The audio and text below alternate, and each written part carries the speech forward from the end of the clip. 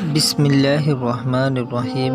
سوال: شیخ الاسلام کن کو کہا جاتا ہے؟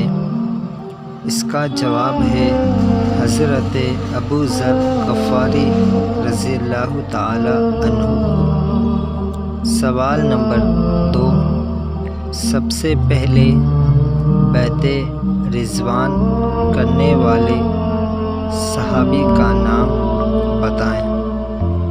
اس کا جواب ہے سنان ابن سنان الاسدی، یعنی طبقات ابن سعد جلدہ۔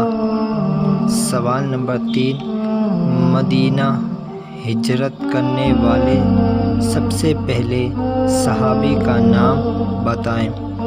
اس کا جواب ہے حضرت ابو مسلمہ رضی اللہ تعالی عنہ۔